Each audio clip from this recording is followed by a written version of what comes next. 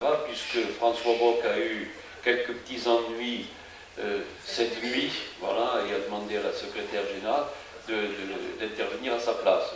Bon. Donc, côté Rincoquet, hier, c'est le président intérimaire qui n'a pu venir et qui doit d'ailleurs subir une opération chirurgicale dans la semaine qui vient, et on espère que, bien entendu, pour lui, tout se passera bien. Donc, nos hockey sont, j'allais dire, ont presque tous le hockey. J'en profite également j'en profite pour manifester mon étonnement. Hier, la discipline hockey, roller hockey, n'a pu procéder à l'élection et à confirmer l'élection de son président, faute de quorum. 277 clubs, 56 présents, ou 44. Je suis extrêmement étonné. Il s'agit quand même d'une discipline qui tend un peu vers la professionnalisation, et voir aussi peu de clubs présents, déjà pour confirmer la présidence de leur discipline, soulève des interrogations. Alors, il faudra bien entendu que nous confirmions cette présidence, et devant vous-même, je confirme bien entendu François Bock à son stade, à son poste, pardon, jusqu'à ce que nous procédions à des élections que nous allons faire le plus rapidement. Mais là, je redis à nouveau, je suis extrêmement étonné de ce qui s'est passé hier, au sujet du nombre de clubs, même pas de procuration, enfin, je ne sais pas.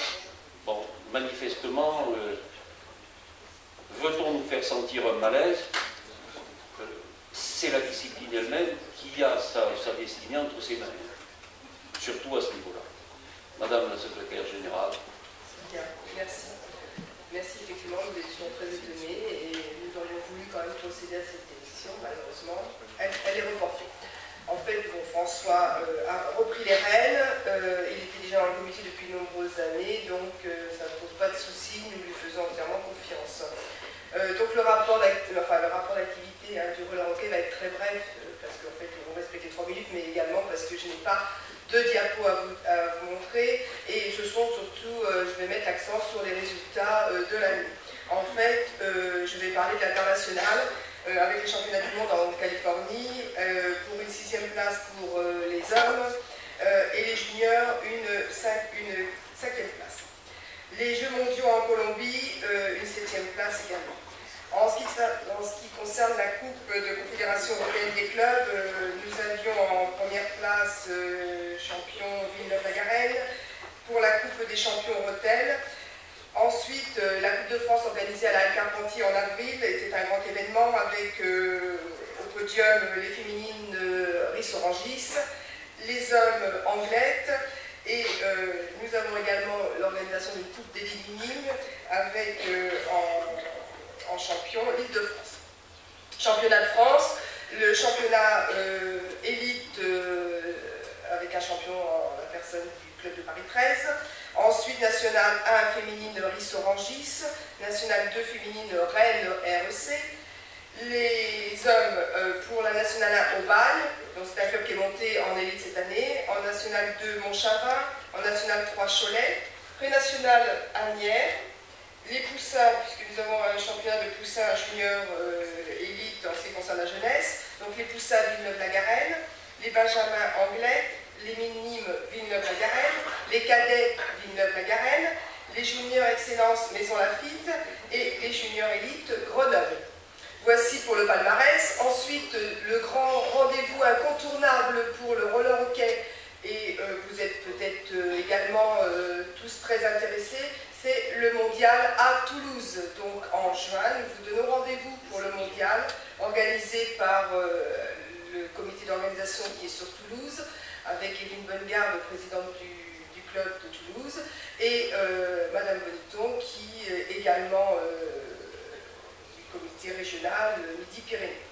Voilà. Donc, ou de la Ligue, excusez-moi. Hein. Donc, je vous donne rendez-vous pour ce grand événement, donc en juin 2014, enfin fin juin 2014 et juillet plutôt 2014. Je vous remercie de votre attention et je vous souhaite une bonne participation. Merci Véronique. Pour savoir quand ça se passe, c'est pendant la Coupe du Monde de foot. Alors, bon, je pense que vous serez devant ouais, non, vous serez devant vos ordinateurs et pas devant vos télés. On espérait que nous ne serions pas devant la télé. Regardez, le dernier match, il a fallu que... Bon, une précision, Boniton n'est pour rien au fait que les championnats du monde se passent à Toulouse. Hein. Donc on ne pense pas que j'ai pu avoir une influence quelconque, mais j'en suis extrêmement heureux de cette décision, fort que c'est un comité de 15 personnes, dont d'ailleurs j'ignorais l'existence alors même que j'étais président, qui a décidé que ce soit Toulouse. Bon. Et c'est comme ça que j'ai appris que c'était Toulouse. Bon. Donc, en ce sens, il n'y a rien de malin de ma part, au contraire, sinon maintenant être plus proche des organisateurs, et je sais combien elle s'implique, puisque elle, là de ce côté-là, du côté féminin, on est pas mal. Hein, Madame la ministre, si vous m'entendez. J'en profite également, championnat du monde, le ring hockey en a parlé, le roller hockey en parle, pour rappeler à tous que lorsque nous en sommes au stade de ces organisations, le demandeur et l'organisateur, c'est la Fédération française. L'on voit de temps en temps, peut-être par ignorance, certains, dans l'enthousiasme, contacter les organismes internationaux. Je suis candidat à ce championnat, je suis candidat à celui-là. Bon. N'oublions pas qu'à la fin, s'il y a quelques problèmes financiers, on se retourne en général vers la FFRS. Bon, on a eu des exemples antérieurs assez sérieux. Donc, simplement, bravo à celles et ceux qui envisagent de faire des championnats internationaux, mais en premier lieu, passer par la FFRS, qui vous demandera bien entendu quel est votre budget, hein, et ensuite nous remontons cela vers les instances internationales. Regardez, l'année prochaine, je l'ai dit, 3 championnats du monde et 2 championnats d'Europe. Ouf, hein. Bon, je suis à peu près sûr, et même certainement que ça se passera bien, mais de temps en temps, même côté fédéral, on doit souffler, parce qu'on va se retourner vers la Fédé.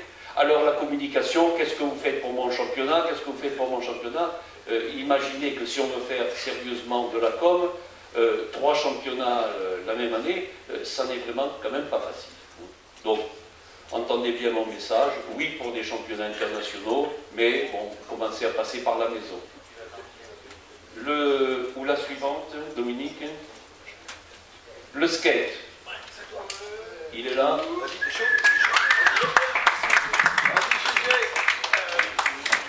Bon, allez, GG.